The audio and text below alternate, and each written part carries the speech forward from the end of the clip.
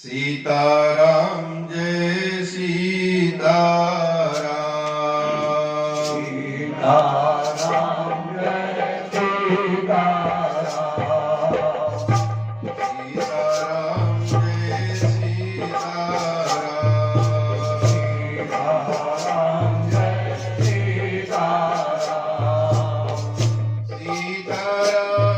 सीताराम।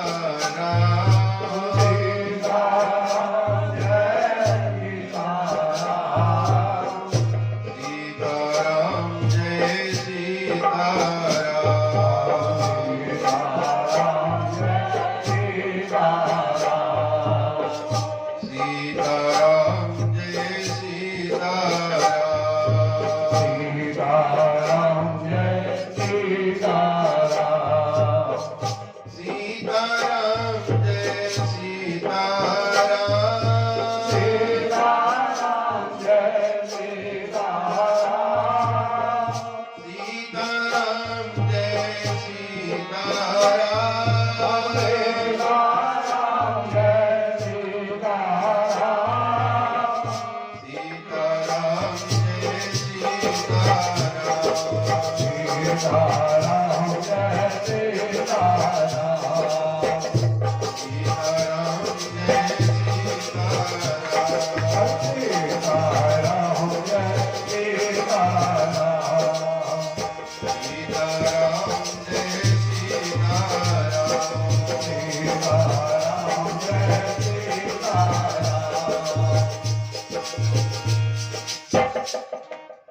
श्री सीतारामचंद्र भगवान की जय।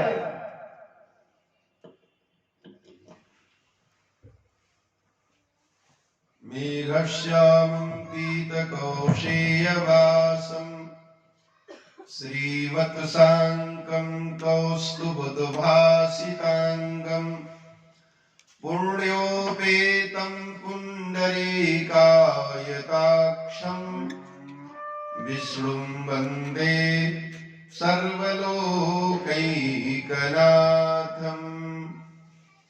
ज्ञानानन्दमयं देवं निर्मलस्फटिकाकृतिम् आधारं सर्वविद्यानां हयग्रीवम् उपास्महे। हयग्रीवम् उपास्महे। मनोजवं मारुततुल्यवेगं जितेन्द्रियं बुद्धिमतां वरिष्ठं वातात्मजं वानरयूथमुख्यं श्रीरामदूतं शरणं प्रपद्ये। अज्ञानतिमिरान्धस्य ज्ञानाञ्जनशलाकया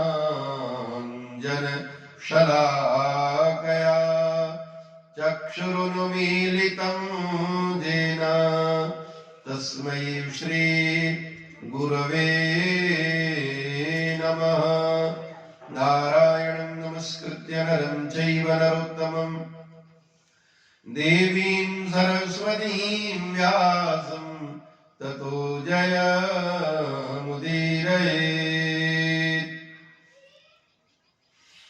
पूज्यपाद श्री आचार्य चरण, धर्मानुरागी बड़भागी भक्त वृंद, माताओं एवं बहनों,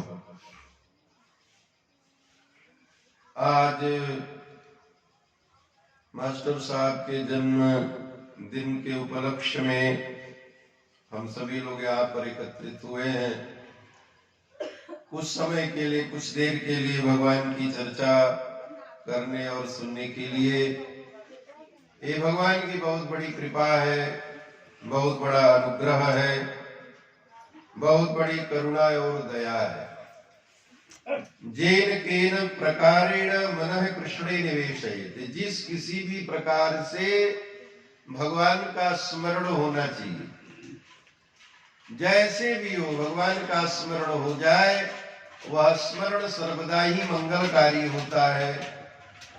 भाय कुभाय अनख आलसहु, नाम जपत मंगल दिशि दसहु। भाव से, कुभाव से, आलस्य से, दुश्मनी से, जिस किसी भी प्रकार से हमारी रचना से, वाणी से, जीव से अगर भगवान नाम उच्चरित हो रहा है तो वह नाम सर्वदा ही जीवन के लिए, लोक और परलोक के लिए मंगलकारी है। भगवान का स्मरण होना चाहिए। किस निमित्त से स्मरण कर रहे हैं, किस कारण से स्मरण कर रहे हैं, कहा कि इसका कोई बंधन नहीं है। मांगलिक कार्यों में, मांगलिक क्रियाकलापों में भगवान का स्मरण करें तो बहुत अच्छी बात है, लेकिन जिस किसी भी प्रकार से कष्ट में, विपत्ति में, आपदा में, जिस किसी भी तरह से भगवान का स्मरण करें, कहा कि आर्ता विशरणा शिथिराशवीता घोरेषु च व्याधिषु वर्तमानाः संकीर्तनारायण शब्द मात्रम विमुक्त दुःखा सुखिनो भवन्ति। कहा कि कोई फिसल रहा है, पानी बरसा है, फिसल रहा है, और अचानक भगवान के नाम का स्मरण हो जाए तो कहा कि वो भी मंगलकारी हो जाता है, वो भी कल्याणकारी हो जाता है, वो भी जीवन के लिए महान हो जाता है। तो भागवत में तो और भी बातें कही गई हैं जामिलोपाख्यान के अंतर्गत कि जिस किसी भी प्रकार से अशेषाग हरम विदुहु, भगवान का स्मरण जैसे भी हो जाए, कहा कि वो मंगलकारी ही है। कहते हैं 4 चोर थे, जंगल में रहते थे, और उस रास्ते से जो भी पथिक, जो भी बटोही निकलते थे, उनको वे लूटने की योजना बनाते थे और उसका नाम रखे थे कि भाई यहाँ या पथिक यहाँ उतर गया तो कहे वासुदेव, कहे उससे आगे बढ़ रहा है, कहा श्री कृष्ण, कहा कि उससे और आगे बढ़ रहा है तो कहा कि दामोदर, कहा कि उससे आगे बढ़ रहा है तो कहा कि मुरारी। ऐसे ही सब नाम रखे थे। और ऐसे ही बरसात का मौसम था और चारों भगवान का नाम स्मरण किए किसी पति को लूटने के लिए, और अचानक चारों की मृत्यु हो गई तो कहा कि सब चारों भगवान के नाम को चले गए। यानी भगवान का स्मरण जिस किसी भी प्रकार से हो। एक और बहुत ही सुंदर श्लोक है, बने चरामो वसुचा हरामो नदीस्तरामो न भयम स्मरामः इत्थम वदन्तश्च बने किराता मुक्तिम गता राम पदानुसंगात। कहा कि एक ने कहा कि 4 किरात थे, वनवासी थे। एक ने कहा कि बने चरामो, हम वन में विचरण करेंगे। वसुचा हरामो, दूसरे ने कहा कि हम धन हरण करेंगे। बने चरामो वसुचा हरामो नदीस्तरामो, एक ने कहा कि मैं नदी को पार करूंगा, नदी में तैरूंगा। और चौथे ने कहा कि न भयम स्मरामः, मैं किसी से डरूंगा नहीं। तो कहा कि इत्थम वदन्तश्च बने किराता अमुक्तिम पदा राम पदानुसंगात। बिजली गिरी, चारों खत्म हो गए, कहा कि चारों भगवान के नाम को चले गए। यानी किसी भी प्रकार से भगवान का स्मरण जीवन में होना चाहिए। जन्मदिन मनाने में सबसे अच्छा आजकल तरीका थोड़ा बदल गया है जन्मदिन मनाने का। लोग थोड़ा विदेशी बातों को, विदेशी सिद्धांतों को, विदेशी तरीकों को थोड़ा ज्यादा महत्व देने लगे हैं, जबकि विदेशी सभ्यता, विदेशी कल्चर केवल कूड़ा के सिवा कुछ नहीं है। हमारे यहाँ ऋषियों, मुनियों, ब्राह्मणों ने बड़ा शोध करके, बड़ा विचार करके सिद्धांतों की स्थापना की है, और उन सिद्धांतों में, क्रियाकलापों में विज्ञान है। आज लोग कहते हैं कि भाई विज्ञान का जमाना आ गया है, तो भाई काम भी विज्ञान के तरीके से करो ना। काम तो कर रहे हो जिसमें कोई विज्ञान है या नहीं, ये मूर्खतापूर्ण है। और बातें विज्ञान की तरह हम करते हैं, साइंस की तरह करते हैं। और हमारा जो धर्म है, हमारा जो सिद्धांत है, वो बिल्कुल साइंस है। साइंस को उस पर शोध करना चाहिए। हमारे जितने भी सिद्धांत हैं वो बिल्कुल विज्ञान की कसौटी पर खरा उतरते हैं। हमारे यहाँ जैसे पीपल की पूजा होती है, हमारे यहाँ जो है कि नीम के वृक्ष में शीतला माई को मान करके उसकी पूजा करते हैं, शमी की पूजा करते हैं। तो इसमें क्या है, विज्ञान है हमारा। अब बड़े बड़े रोडों पे चले जाइए, जो लंबे चौड़े रोड बने हुए हैं, उसके किनारे किनारे बोर्ड लगे हुए हैं, वृक्ष लगाए गए हैं, बोर्ड लिखे हुए हैं कि वृक्ष लगाओ देश बचाओ, वृक्ष लगाओ देश बचाओ। और हमारे यहाँ तो ये पहले का विज्ञान है कि भाई कोई हरा भरा वृक्ष है तो उसको काटो मत, उसको जो है कि काटने से अपराध है, पाप होता है। और पीपल की पूजा होती है। तो आज विज्ञान ने भी ये साबित कर दिया, रिसर्च करके, शोध करके, कि पीपल ही एक ऐसा वृक्ष है जो 24 घंटे हमें ऑक्सीजन देता है। 24 घंटे। अन्य वृक्ष तो है वो दिन में जो है कि हमें ऑक्सीजन देते हैं, लेकिन रात्रि में कार्बन डाइऑक्साइड देते, यानी जहरीली गैस छोड़ते हैं, जहरीली हवा छोड़ते हैं। लेकिन पीपल ही एक ऐसा वृक्ष है जो 24 घंटे हमें जीवनदायी हवा देता है, हमारे जीवन के लिए अमृत की तरह हवा देता है। और पीपल की प्रशंसा भगवान श्री कृष्ण ने गीता में अपनी विभूति योग का वर्णन करते हुए अर्जुन से कहा। अर्जुन ने पूछा, महाराज आप वृक्षों में क्या है? भगवान ने अपनी विभूति योग का वर्णन किया, कहा कि महाराज आप पक्षियों में क्या है? तो भगवान ने कहा कि हम पक्षियों में गरुड़ हैं। आप पर्वतों में क्या है? तो बोले पर्वतों में मैं हिमालय हूँ। भगवान ने, अर्जुन ने पूछा कि महाराज आप जो है कि धनुर्धारियों में कौन है? तो कहा कि धनुर्धारियों में मैं राम हूँ। सरसामस्मि सागर, कहा कि आप सरोवरों में क्या है? तो भगवान ने कहा कि मैं सागर हूँ। आप नदियों में क्या है? तो भगवान ने कहा कि मैं नदियों में जाह्नवी हूँ, गंगा हूँ। तो कहा कि महाराज आप जो है कि वृक्षों में क्या है? तो भगवान ने कहा कि अश्वत्थ सर्व वृक्षाणाम, हम सारे वृक्षों में पीपल के वृक्ष हैं। सारे वृक्षों में भगवान ने पीपल को अपना स्वरूप बताया। और पद्म पुराण में बड़ा विस्तृत वर्णन है कि पीपल वृक्ष के ऊपर से नीचे तक के जो है कि स्वरूपों में भिन्न भिन्न देवताओं का निवास है, पत्ते पत्ते में देवताओं का निवास है। तो ये हमारा विज्ञान है, ये हमारा धर्म है, जिसको आज विज्ञान उसको प्रमाणित कर रहा है।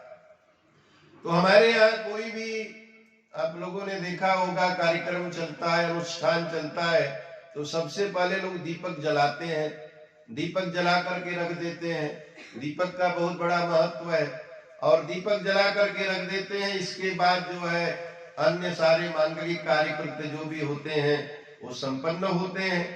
दीपक से आयु मिलती है, दीपक से धन मिलता है, बहुत बड़ा महत्व है दीपक का। दीपक ज्योतिर्नमस्तुते, उसके प्रणाम करने की बात कही गई है। और सूर्य भगवान ज्योति के प्रखर पुंज है, ज्योति के मूर्तिमान रूप है। और इसलिए हमारे यहाँ शास्त्रों में कहा गया कि अगर किसी को आरोग्य चाहिए, किसी को निरोगता चाहिए, तो कहा कि आरोग्यम भास्करादिक्षे, सूर्य भगवान से आरोग्य की कामना करिए। और सूर्य भगवान से आरोग्य की कामना करने का मतलब है कि आप सवेरे उठिए, आप ब्रह्म मुहूर्त में उठिए, अरुणोदय, पहले अरुणोदय फिर सूर्योदय। तो सूर्य भगवान ज्योति के प्रखर पुंज, जो गायत्री मंत्र है उसमें भी सूर्य भगवान की आराधना की ही बात है। तत्सवितुर्वरेण्यं भर्गो देवस्य धीमहि धियो यो नः प्रचोदयात्। ओम भूर्भुवः स्वः तत्सवितुर्वरेण्यं भर्गो देवस्य धीमहि धियो यो नः प्रचोदयात्। जो हमारी इंद्रियों को, हमारे मन मस्तिष्क को शुभ कार्यों में प्रवृत्त करते हैं। तो हम लोग प्रकाश के उपासक हैं, अंधकार के नहीं। इसलिए भारत, भारत शब्द का अर्थ क्या है? भा माने प्रकाश, भा माने प्रकाश। जो प्रकाश में रत हो, प्रकाश का उपासक हो, प्रकाश की आराधना करने वाला हो, उस देश का नाम है भारत। तो हम लोग प्रकाश के उपासक हैं, अंधकार के नहीं। तो किसी भी शुभ कार्य में अखंड रामायण होता है, सत्यनारायण भगवान की कथा होती है, जो भी कार्यक्रम होते हैं उसमें सर्वप्रथम दीप प्रज्वलित होता है। अखंड दीप जलाने का संकल्प होता है। अखंड दीप का मतलब बीच में दीपक बुझना नहीं चाहिए। अगर बीच में दीपक बुझ गया तो अनिष्ट की संभावना से लोग कांप जाते हैं, डर जाते हैं, भयभीत हो जाते हैं। इसलिए उस दीपक को बड़ा संभालना पड़ता है, देखना पड़ता है। हमारे गुरुजी थे, अखंड रामायण शुरू कराते थे तो कोई संकल्प नहीं करते थे कि अखंड दीप जलेगा ही। जब तक जल रहा है जल रहा है, बुझ भी गया चलो फिर जला देते। क्योंकि जब संकल्प हो गया तो उसको बहुत ध्यान देना पड़ता है। गर्मी का मौसम है, अखंड रामायण हो रहा है, पंखा के नीचे दीप प्रज्वलित है। अब गर्मी लगी, महाराज पंखा चला दिए, पंखा चला दिए तो गड़बड़ी हो जाएगी, दीप बुझ जाएगा। तो इस प्रकार से कहने का मतलब ये है कि दीपक हमारे यहाँ बड़ा ही महत्वपूर्ण है। भविष्य उज्जवल हो, प्रकाशमय हो, ऐसा हम आशीर्वाद देते हैं। वेद भगवान कहते हैं तमसो मां ज्योतिर्गमय, असदो मां सदगमय, मृत्युर्माम मृतम गमय। प्रार्थना की गई है कि हमें अंधकार से प्रकाश की ओर ले चलो। तमसो मां ज्योतिर्गमय, अंधकार से प्रकाश की ओर हमें ले चलो। और असदो मां सदगमय, असत से सत की ओर ले चलो। और मृत्युर्माम मृतम गमय, मृत्यु से अमरत्व की ओर ले चलो। ऐसी प्रार्थना है हमारे यहाँ। और लोग आजकल जो जन्मदिन मनाते हैं तो कैसे मनाते हैं, सबको मालूम ही है, केक ला करके रख देंगे, जिसको मनाना हो मनाए, हमारा कोई विरोध नहीं है। लेकिन एक बात की जो सैद्धांतिक पक्ष है, मैं उसकी बात कह दे रहा हूँ कि भाई अगर आप साइंस विज्ञान हर जगह ढूंढते हो तो इसमें भी दिमाग से आप काम करो। भगवान ने सबको बुद्धिमान बनाया है, दिमागदार बनाया है, तो लोग दिमाग लगाते भी हैं। तो देखा देखी पुण्य, देखा देखी पाप वाली बात सही नहीं है। थोड़ा ब्रेन भी लगाओ, बुद्धि भी लगाओ, दिमाग भी लगाओ, चिंतन भी करो, मनन भी करो, सोचो भी कि भाई इसका प्रयोजन क्या है, उद्देश्य क्या है, यह करने का मतलब क्या है, इससे क्या होता है, सब तो हमें सोचना पड़ेगा ना। संस्कृत की एक सूक्ति है कि प्रयोजन मनुष्य मंदोपि न प्रवर्तते। एक पागल आदमी भी निष्प्रयोजन कोई कार्य नहीं करता है, और एक समझदार बुद्धिमान अगर कोई काम कर रहा है तो उसका कुछ न कुछ प्रयोजन तो होना ही चाहिए। तो लोग करते क्या है, केक मंगाएंगे और केक पर क्या करते हैं, नाम लिख देंगे भाई व्यक्ति का, और इसके बाद क्या करते हैं, चाकू लेकर के उसको काटते हैं। तो कितना उल्टा है हमारे यहाँ का सिद्धांत, ये सिद्धांत कितना उल्टा है। लोग कहते हैं कि भैया अगर किसी ने गलत काम कर दिया तो लोग कहते हैं कि नाम कटा दिया, नाक कटा दिया, नाम बदनाम कर दिया। तो नाम तो हमारे यहाँ उज्जवल करने की बात होती है। पापा कहते हैं बड़ा नाम करेगा, फिल्म का गाना है। तो इस तरह से जो है नाम लिखना और चाकू से काटना, ये भी कोई वैज्ञानिक नहीं है। इसके बाद मोमबत्ती जलाना, प्रकाश फैल गया, और इसके बाद फिर मुंह से फूंक करके बुझा देना, ये भी महाराज ठीक नहीं है कि अंधकार फैला देना है। हम लोग अंधकार के तो उपासक है नहीं, है किल्बिश राज तम के तो उपासक है नहीं। हम लोग तो प्रकाश के उपासक हैं। तो प्रकाश होना चाहिए, मोमबत्ती जला करके फूंकना बुझाना ये तो हमारी संस्कृति नहीं है, हमारा धर्म नहीं है। हम लोग तो कहते हैं कि भाई प्रकाश फैलाओ। तो जन्मदिन मनाने का सबसे अच्छा तरीका सत्यनारायण भगवान की कथा सुन लीजिए, किसी मंदिर में जा करके दर्शन कर लीजिए, और बड़ों को प्रणाम करिए। बड़े लोग हैं तो भाई उनकी अपनी बातें ही निराली है। तो इस तरह से जो है कि जन्मदिन मनाने का तरीका, और जन्म हमारा भगवान को धन्यवाद देना चाहिए कि भगवान ने इस दुनिया में हमको भेजा, भगवान ने हमको भारत की पवित्र धरती पर पैदा किया। गायन्ति देवा किल गीतकानि, धन्या स्तुते भारत भूमि भागे, स्वर्गापवर्गास्पद मार्ग भूते, भवन्ति भूयः पुरुषा सुरत्वात्। देवता लोग भी भारत की प्रशंसा करते हैं, भारत की सराहना करते हैं। जिस देश में अयोध्या है, जिस देश में वृंदावन है, जिस देश में प्रयाग है, जिस देश में काशी है, जिस देश में हरिद्वार है, जिस देश में बद्रीनाथ, केदारनाथ आदि बड़े बड़े धाम हैं, 7 अयोध्या, मथुरा, काशी, कांची, अवंतिका, पुरी, द्वारावती चैव सप्तैते मोक्षदायिका। सप्तपुरिया मोक्षदायिनी है, 4 धाम है। गंगा जमुना की पवित्र धारा है, सरजू की पवित्र धारा है, मंदाकिनी की पवित्र धारा है। एक से एक महाराज पुण्यमय पर्वत है, वेंकटाद्रि, विंध्याद्रि, हेमाद्रि, बड़े बड़े ऐसे पर्वत हैं जिनके नाम स्मरण मात्र से मंगल की प्राप्ति होती है। बड़े बड़े पुण्यमय वन है, तीर्थ है। ऐसी भारत की वसुंधरा पर भगवान ने हमको जन्म दिया, तो ये तो भगवान की बहुत बड़ी कृपा है। कौन सा हमने पुण्य किया था, कौन सा दान किया था। जब हम लोग मंदिर में बैठकर कथा सुनते हैं, कथा में सत्संग में बैठ करके कथा सुनते हैं, तो देवता लोग सोचते हैं कि भारत की पवित्र धारा पर बैठ करके भगवान की सुमधुर चर्चा सुनने वाले इन मनुष्यों ने कौन सा पुण्य किया था, इन स्त्री पुरुषों ने कौन सा धर्म किया था, किन किन तीर्थों की यात्रा की थी, जो इनको इतना बड़ा सौभाग्य मिला है।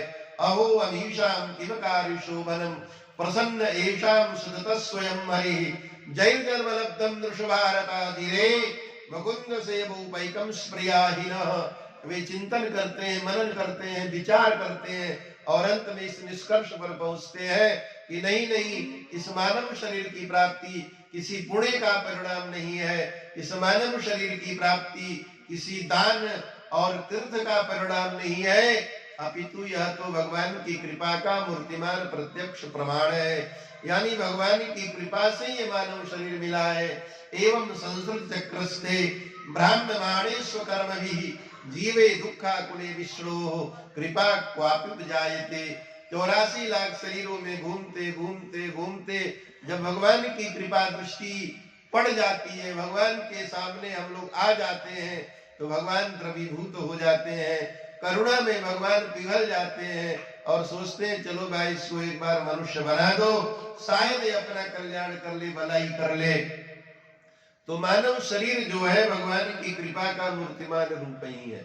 लेकिन ये मानव शरीर की इतनी प्रशंसा है क्यों, इस मानव शरीर की इतनी सराहना है क्यों। एक महात्मा एक गृहस्थ के दरवाजे पर गए, घर की बहू बाहर आई, महात्मा जी को भिक्षा दी। महात्मा जी ने भिक्षा लिया, उसने जो है कि मीठा पानी भी दिया, महात्मा जी ने पानी पिया और ऐसे सत्संग की चर्चा होने लगी। बहू पढ़ी लिखी थी, समझदार थी और भगवान से बड़ा उसका प्रेम था। घर में भगवान थे, जैसे यहाँ भगवान बैठे हुए हैं, विराजमान हैं, उसी तरह से भगवान की सेवा पूजा बड़ी भावना से, बड़े प्रेम से वो करती थी। महात्मा जी ने पूछा, बेटी तुम्हारे घर में कौन कौन सदस्य है? उसने कहा कि महाराज जी मेरे घर में मेरी सास है, मेरे ससुर हैं, देवर हैं, सब लोग हैं। कहा कि तुम्हारे सास की आयु कितनी है? कहा महाराज मेरे सास की आयु है 2 महीने। कहा 2 महीने की तुम्हारी सास है? कहा हाँ महाराज। कहा कि अच्छा तुम्हारे ससुर जी कितने दिन के हैं? कहा कि महाराज 1 महीने के हैं। कहा 1 महीने के ससुर है, अच्छा तुम कितने साल की हो? कहा कि मैं महाराज में 5 साल की हूँ। अच्छा, महात्मा ने सोचने लगे कि आखिर इसमें जरूर कोई गूढ़ रहस्य है। कबीरदास जी कोई बात बोलते हैं तो महाराज थोड़ा उल्टा दिखाई देता है। कबीरदास की उल्टी बाणी, अब बरसे कंबल भीगे पानी है, पानी बरसता है तो कंबल भीगता है। यहाँ कबीरदास कहते हैं कि बरसे कंबल, अब भीगे पानी, कंबल बरस रहा है और पानी भीग रहा है। तो महात्मा ने पूछा, बेटी मैं महात्मा हूँ, पढ़ा लिखा हूँ, सत्संग करता रहता हूँ, लेकिन तुम्हारी बात समझ में आई नहीं कि तुम कहना क्या चाहती हो। कहा कि महाराज ऐसी बात है कि मेरी सास जी जो है कि 2 महीने पहले दीक्षा ली है, इसके पहले का तो उनका जीवन व्यर्थ ही चला गया।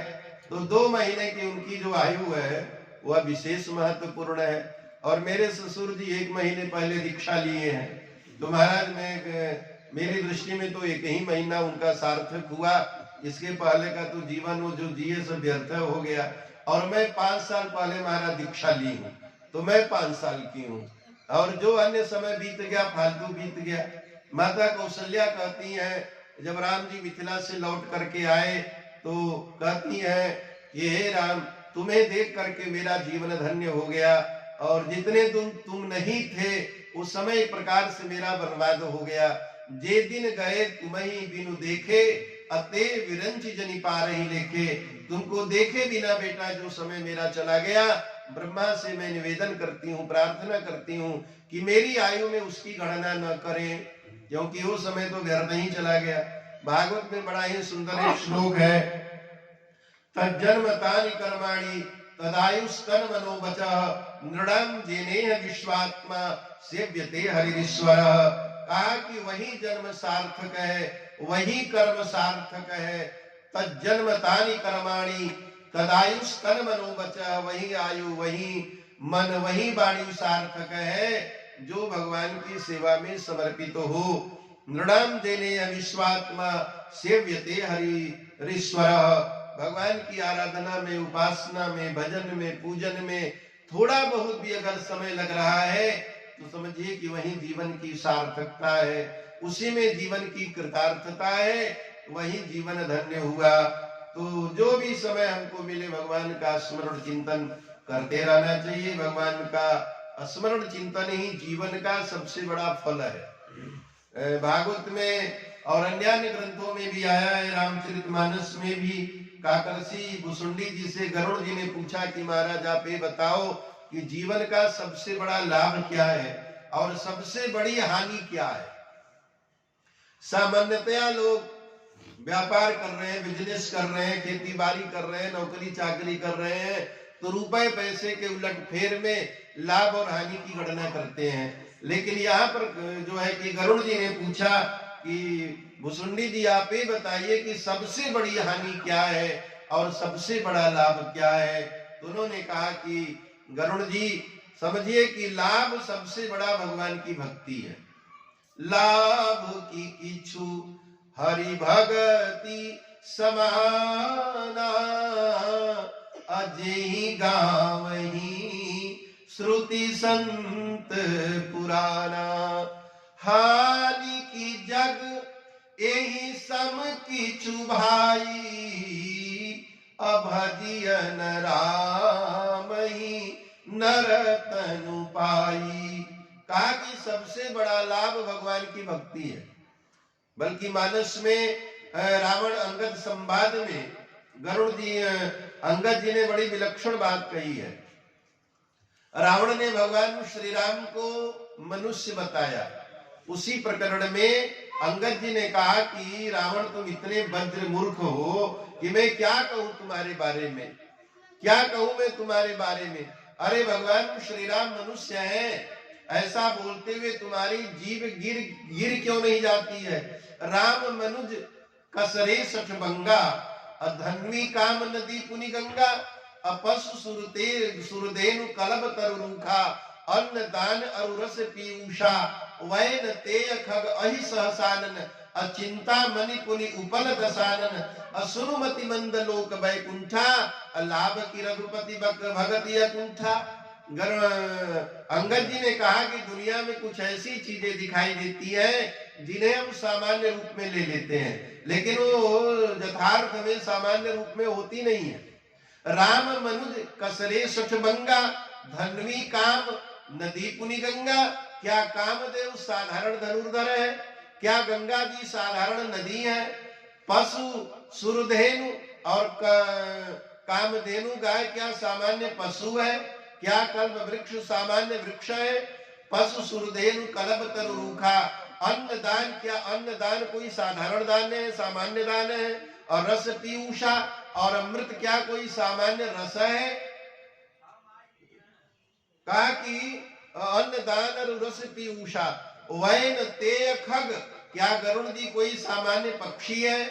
और शेष नाग क्या कोई साधारण सर्प है? वैन तेय खग अहि सहसानन, अचिंता मणि पुनि उपल दसानन। और चिंतामणि क्या कोई सामान्य पत्थर है? और इसी तरह से अंगद जी ने कहा कि भगवान की जो भक्ति है क्या वो कोई साधारण लाभ है? और भगवान का धाम जो वैकुंठ है क्या वह कोई सामान्य लोक है? सुरमति मंद लोक वैकुंठा, लाभ की रघुपति भगति अकुंठा। यानी भगवान की भक्ति मिल जाना ये सारे लाभों का अतिक्रमण है, वह लाभ की गणना में आई नहीं है महाराज। इतनी बड़ी पूंजी मिल गई, इतनी बड़ी पूंजी मिल गई जिसके बारे में कोई कल्पना ही नहीं कर सकता है। सकल भुवन मध्य निर्धनास्ते विधन्या, निवसति हृदय जेसाम श्री हरिर भक्ति रेखा, हरिरपि निज लोकम सर्वथा तो विहाय, प्रविशति हृदय देशाम भक्ति सूत्रोपनद्ध। दुनिया की कोई ऐसी वस्तु नहीं है जो भगवान को बांध सके, लेकिन भगवान की भक्ति ऐसी है जो भगवान को बांध लेती है, भगवान को विवश कर देती है, भगवान को लाचार कर देती है। भगवान को जन्म लेने के लिए, और भक्त अगर कारागार में है, जेल में है, तो भगवान वहां भी जाने को बाध्य होते हैं। वसुदेव देवकी कंस के कारागार में थे, लेकिन वहां भगवान को पुत्र बन करके जन्म लेना पड़ा।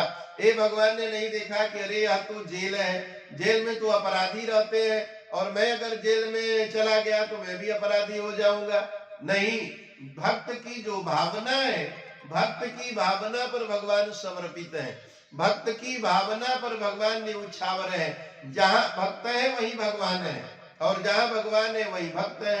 अगर सबरी अम्बा घनघोर जंगल में झोपड़ी बना करके रहती है तो भगवान वहां पहुंच जाते हैं। भगवान विदुर के घर में पहुंच जाते हैं। दुर्योधन घर मेवा त्यागे, साग विदुर घर खाया है। दुर्योधन ने बड़ी तैयारी की, बड़ी व्यवस्था की, लेकिन भगवान ने उस अहंकारी और अभिमानी के अहंकार को, अभिमान को तोड़ते हुए विदुर जी के घर में जाकर के, और विदुरानी के घर में विदुरानी के हाथ से भगवान ने केला नहीं मारा, केले का छिलका खाया। आज हरि घाये आए विदुर घर पाहुना।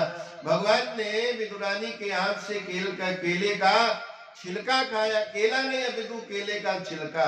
सबरी के हाथ से भगवान ने बेर खाए।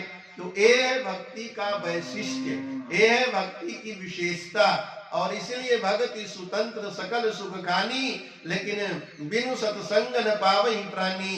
भक्ति तात अनुपम सुख मूला, मिलई जो संत होई अनुकूला। तो भक्ति से बढ़कर के जीवन में कोई लाभ है ही नहीं है, और कोई चीज जिंदगी में मिली नहीं मिली कोई बात नहीं है, लेकिन मनुष्य का शरीर मिला है। पुरुष नपुंसक नारी वा जीव चराचर कोय, सर्व भाव भज कपट तजी मोहि परम प्रिय सोए। तो भगवान का स्मरण होना ही चाहिए, भजन होना ही चाहिए, पूजन होना ही चाहिए। अगर भजन पूजन नहीं हुआ तो समझिए कि जीवन में सबसे बड़ी हानि है। इससे बड़ी हानि हो ही नहीं सकती है। बहुत बढ़िया मकान नहीं मिला, बहुत बढ़िया परिवार नहीं मिला, बहुत बढ़िया समाज नहीं मिला, कोई बात नहीं है महाराज, लेकिन अगर जीवन में भक्ति नहीं मिली महाराज, तो समझिए कि बहुत बड़ी हानि हो गई, बहुत बड़ी हानि। इससे बड़ी हानि कोई हो ही नहीं सकती है। इसलिए मनुष्य का शरीर मिला है, भागवत में तो आया है, देवता लोग कहते हैं कि महाराज हमें थोड़ी आयु ही क्यों न मिले, लेकिन भारत की धरती पर हमें मनुष्य का शरीर मिल जाए, जिससे कि हमारा लोक और परलोक दोनों बन जाएगा। तो मानव जीवन भगवान की भक्ति से। तो स्वामी जी ने विनय पत्रिका में लिखा कि जो पे लगन राम सोनाही, अतौ नर खर कुकर सुकर सम, वृथा जियत जगमाही। काम क्रोध मद लोभ नींद भय, भूख प्यास सबही के, अमनुज देह सुर साधु सलाहत, सो स्नेह सिय पी के। कीरति कुल करतूति भूति बलिशील स्वरूप सलोने, अतुलसी प्रभु अनुराग रहित, जस सालन साग अलोने। कहा कि सब कुछ जीवन में मिल गया, लेकिन भगवान की भक्ति नहीं मिली, तो समझ लो कि बहुत बड़ी हानि है, बहुत बड़ी हानि है महाराज। इसलिए हम कितने वर्ष के हुए ये महत्वपूर्ण नहीं है, हम भगवान की भक्ति कितना किए ये महत्वपूर्ण है। जिस दिन अपना जन्मदिन मना, ईश्वर को धन्यवाद दें, माता पिता को धन्यवाद दें जिन्होंने हमें जन्म दिया, भगवान को धन्यवाद दें जिन्होंने भारत जैसी पवित्र धरा पर हमें भेजा। सर्वांग सुंदर मानव शरीर दिया भगवान ने। कितने लोग रोते रहते हैं महाराज, भगवान ने मुझे ये नहीं दिया, भगवान ने मुझे ये नहीं दिया। अरे अगर मनुष्य का शरीर भगवान ने दे दिया तो समझ लो बहुत बड़ी कृपा की। गोस्वामी जी ने तो भगवान से कहा कि प्रभु आपने बहुत कृपा किया मेरे ऊपर, बहुत कृपा किया। उस कृपा की, उस करुणा की मैं कहां से विस्तार से वर्णन करूं। मेरे पास एक वाणी है, एक मुख है, कितना मैं वर्णन कर सकता हूं। भगवान ने कहा कि सबसे बड़ी कृपा तुम क्या मानते हो। गोस्वामी जी ने कहा कि प्रभु तुम बहुत अनुग्रह कीनो, आपने बड़ा अनुग्रह किया। भगवान ने कहा कि अच्छा बताओ सबसे बड़ा अनुग्रह क्या है। तो बोले कि साधन धाम विबुध दुर्लभ तनु मोहि कृपा करि दीनो, प्रभु तुम बहुत अनुग्रह कीनो, आपने बहुत अनुग्रह किया, बहुत कृपा किया, लेकिन जो ये मनुष्य का शरीर आपने दे दिया, इस कृपा की महाराज हम क्या चर्चा करें, बहुत बड़ी कृपा किया। लेकिन एक वरदान और हम चाहते हैं। भगवान ने कहा वो वरदान क्या चाहते हो बोलो। तदपि नाथ और मांगियो दीजे परम उदार। आप बड़े उदार हैं, बहुत बड़ी लाखों कृपा आपने किया, लाखों मुख जय कही जात प्रभु के एक एक उपकार, एक एक उपकार आपका, आप लाखों लाख मुख से वर्णन नहीं हो सकता है। लेकिन फिर भी एक आपसे निवेदन है, प्रार्थना में प्रार्थना है। भगवान ने कहा क्या बोलो, कहा कि कृपा डोरी बंसी पद अंकुश परम प्रेम मृदु चारो, यही विधि बेगी हरो में मेरो दुख कौतुक राम तिहारो। कहा कि अपने कृपा की डोरी बनाइए, कृपा डोरी बंशी पद अंकुश, आपके चरणों में जो है बंसी का चिन्ह है, उस कृपा रूपी डोरी में उस बंसी को आप लगा दीजिए। कृपा डोरी बंसी पद अंकुश परम प्रेम मृदु चारो, और उसमें प्रेम का चारा लगाइए। और मेरा ये जो मन है ना, ये मन विषय रूपी जल में सर्वदा निमग्न रहता है। मछली अगाध जल में रहती है, मछली मारने वाले क्या करते हैं, डोरी और डोरी में कटिया लगाते हैं, डोरी को एक डंडे में बांधते हैं पहले, फिर इसके बाद कटिया लगाते हैं डोरी में, और फिर उस कटिया में चारा लगाते हैं, आटा का चारा लगाते हैं, कोई भी चारा लगाते हैं, और नदी या सरोवर में उसको डाल देते हैं। उस चारा को खाने के लिए मछली आती है, और वो कटिया जो है उसके मुख में फंस जाता है, और किनारे पर बैठा हुआ मछली मारने वाला व्यक्ति उस मछली को अगाध जल से बाहर खींच लेता है। तो गोस्वामी जी ने यही यह दृश्य देखा, तो गोस्वामी जी को बड़ा अच्छा लगा कि भगवान के चरणों में बहुत सारे चिन्ह हैं, उसमें एक वंशी का भी चिन्ह है। तो गोस्वामी जी ने भगवान से कहा कि कृपा डोरी, महाराज आप अपनी कृपा की डोरी बनाइए, कृपा डोरी बंसी पद अंकुश, और आपके चरणों में जो अंकुश का चिन्ह है उसको आप महाराज जो है कि उस कृपा रूपी डोरी में लगा दीजिए। और परम प्रेम मृदु चारो, अपने प्रेम का जो है उसमें चारा लगा करके, और विषय रूपी सरोवर में ये जो मेरा मन रूपी मीन निमग्न है महाराज, इसको आप बाहर खींच लीजिए, अपने चरणों के पास खींच लीजिए, अपने समीप में मुझको ले लीजिए। यह मैं आपसे निवेदन करता हूँ, प्रार्थना करता हूँ। तो कहने का मतलब है कि भाई ये मानव जीवन भगवान की कृपा से मिला है, बड़ा ही दुर्लभ है, बड़ा ही सुंदर है। मनुष्य शरीर मिल गया तो रोना मत रो कि मेरे पास ये नहीं, मेरे पास ये नहीं, मेरे पास ये नहीं। भगवान ने जो दिया है उसमें संतुष्ट रहो, जो नहीं मिला है प्रयास करो, प्रयत्न करो। दाल रोटी मिला है उसको प्रेम से भगवान को भोग लगाओ, खाओ, एक छत है उसके नीचे आराम से रहो, प्रयास प्रयत्न करते रहो, और आपका प्रयास प्रयत्न जैसा होगा उसके अनुसार सफलता मिलेगी।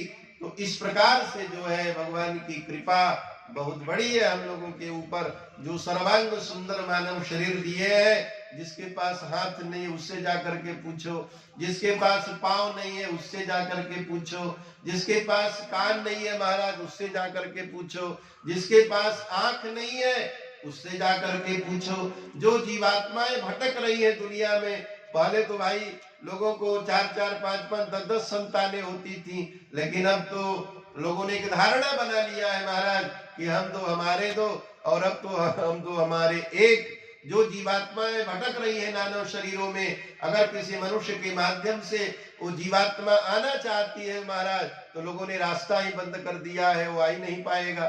तो इसलिए पहले की अपेक्षा अब के जमाने में मानव शरीर मिलना और भी दुर्लभ हो गया है, और भी कठिन हो गया है। तो ऐसे में भगवान की कृपा का हमें स्मरण करना चाहिए, चिंतन करना चाहिए, ध्यान करना चाहिए। तो मास्टर साहब के जन्मदिन के अवसर